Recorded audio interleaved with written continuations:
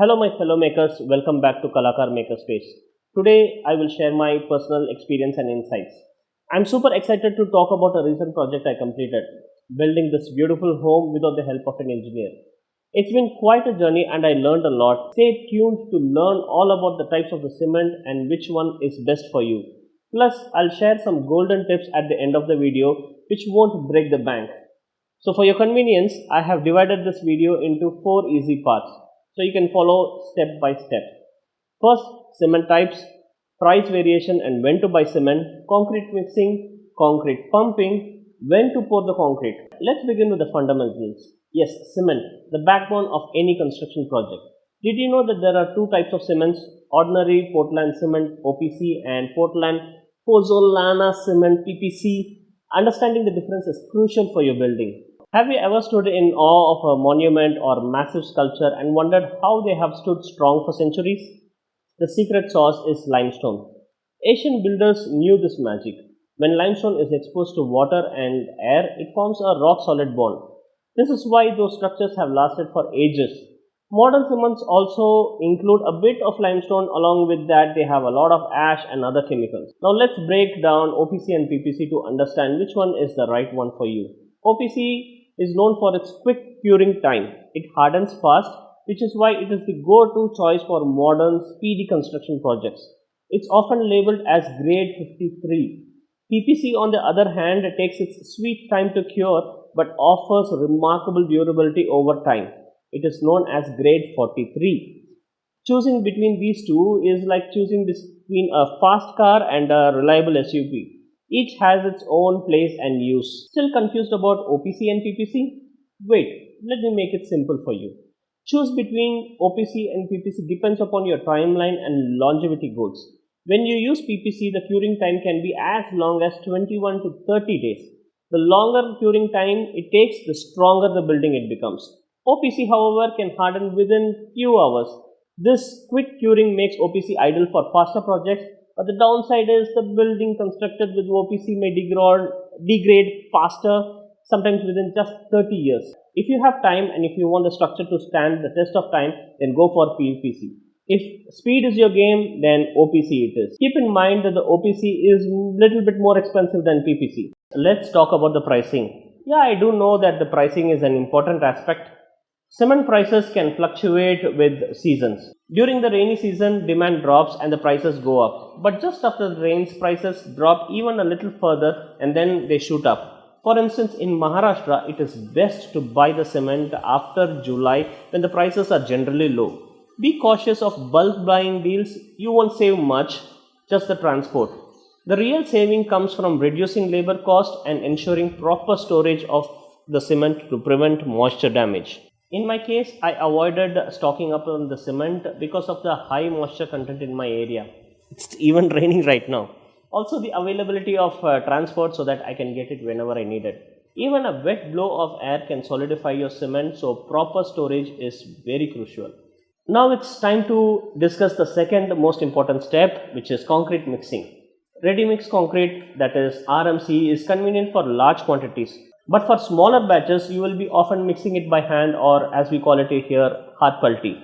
The key here is to get the right ratio of sand, aggregate and cement. Please ask the engineer or architect to suggest this ratio based on what the concrete will be used for. Here I would like to suggest you to add some additional products to level up the mix.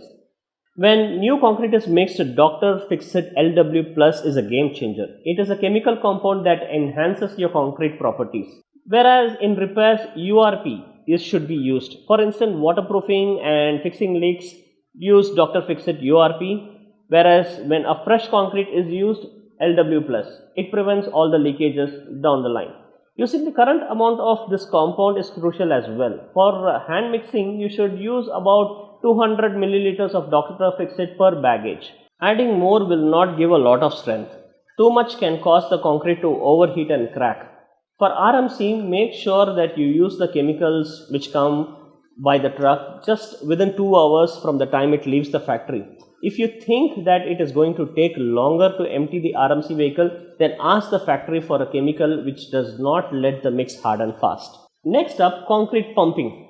When ordering RMC or ready mix concrete, it is crucial to consider the need of a concrete pump. Even if RMC companies suggest that they provide pumps, remember the cost is typically extra and it ranges from rupees 10,000 to rupees 15,000 as per the day I am recording this video. Depending upon your location, and this price may vary. These pumps come in all shapes and sizes, with some pumping up to 100 meters and others pumping up to 200 meters. Perfect for those skyscrapers. The RMC company usually checks out your site and gives you the lowdown on the pump requirement.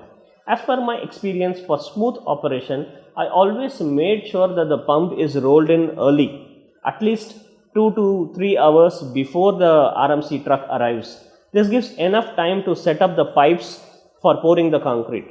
Always remember, proper setup is essential and good. The communication between the RMC truck and the pump team can all make a lot of difference. I remember my wife and I used to communicate on behalf of the pump company. I used to stand on the roof where the concrete was being pumped, and she would stand near the pump, and using the phone we would shout, stop, because if more concrete is pumped and in one location, the centering work would just be compromised and everything goes to waste. Remember, previously I told you that pump comes in different pumping capacities and sizes. I personally recommend conducting a solid research before selecting a pump company. Why? Well, in my opinion, a solid pump company can make your life a breeze, while a bad one can turn your project into a total nightmare. Now you have concrete, you have pump to pour it, and there is a proper team to pour the concrete as well. Above all, you are there on the site to handle all this. So now you are set for cement pouring. For pouring concretes, I want to give you a pro tip. Avoid pouring concretes during the hottest part of the day. The heat causes it to quickly dry, leading to cracks. After pouring, wait actually for a couple of hours, then use a brush which has hard bristles to create scratch on the surface. This creates more surface area and keeps the concrete cool. You can even spray a little bit of water just to keep it moist.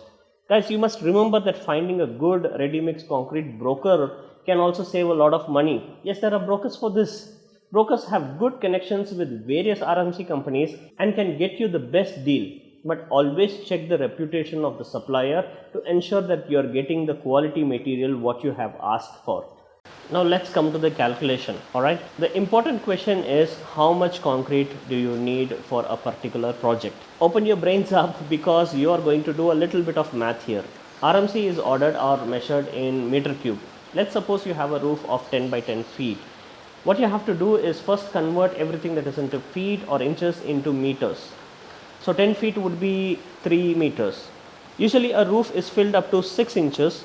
The place where the beams come and the columns come, they have different capacities. But for our calculation, we are not going to consider all these beams and columns. So the formula for finding the meter cube is simple. Just multiply the width, length and height of what you're going to fill all in meters. So the calculation would be like 3 into 3 into 0.15 in meters. 0.15 is the conversion of 6 inches into meters. So for that, total of 1.35 RMC or meter cube is what you need to order. Remember that there are different spaces where you are going to fill this, like the beam. So in the real world situation, you need to calculate for all these things, but your structural engineer can provide all this information. But as a customer, you need to be aware of all these things. You cannot just blindly believe what others say. You should have the common sense and ask cross questions to ensure that you know this stuff and you get what you pay for. And there you have it. Building a home without an engineer is totally doable, but with the right knowledge and right preparation, I'm sure that you will also be able to do so. I hope you found these tips helpful. If you have any questions or want more details, feel free to reach out in the comments. If you found this episode helpful, then please do click on the like button so that YouTube knows about it, and share it with anybody who is going to build the home right now, so that this video will be helpful for them. Until next time, happy building and stay curious. Alright, here's the tip that I promised you at the end of the video. When I went out to buy the cement, I found a lot of different brands. Some brands like A1 Birla Super or Birla Shakti might use the name Birla, but they are not associated with Aditya Birla Group. Ultratech and others almost have the same branding, but make sure that they are original. Always read the manufacturer's name and do know where the cement has been produced so that you get what you are paying for. Cement is not cheap, so make sure that you do the research when buying the cement.